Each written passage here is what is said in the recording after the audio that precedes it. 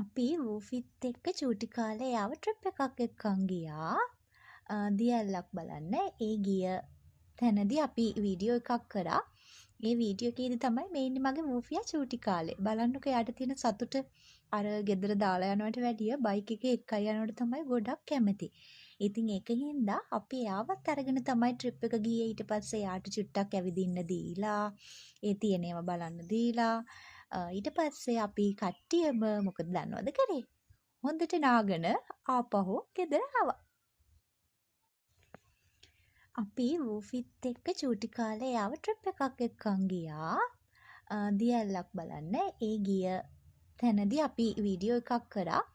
ඒ video එකේදී තමයි මේ ඉන්නේ මගේ වූෆියා චූටි කාලේ. බලන්නකෝ එයාට තියෙන සතුට අර ගෙදර දාලා යනවට වැඩිය බයික් එකේ එක්කයි යනවට තමයි ගොඩක් කැමති. ඉතින් ඒකින්ද අපි එයාවත් අරගෙන තමයි ට්‍රිප් එක ගියේ. ඊට පස්සේ එයාට චුට්ටක් ඇවිදින්න දීලා, ඒ තියෙන ඒවා බලන්න දීලා ඊට පස්සේ අපි කට්ටියම මොකද දන්නවද කරේ? හොඳට නාගෙන ආපහු ගෙදර ආවා. අපි වූෆිත් එක්ක චූටි කාලේ යාව ට්‍රිප් එකක් එක්කන් ගියා. දියැල්ලක් බලන්න. ඒ ගිය තැනදී අපි වීඩියෝ එකක් කරා. ඒ වීඩියෝ එකේදී තමයි මේ ඉන්නේ මගේ වූෆියා චූටි කාලේ. බලන්නකෝ එයාට තියෙන සතුට අර ගෙදර දාලා යනවට වැඩිය බයික් එකේ එක්කයි යනවට තමයි ගොඩක් කැමති.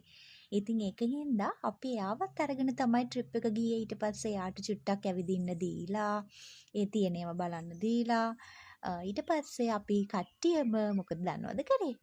හොඳට නාගෙන ආපහු ගෙදර ආවා.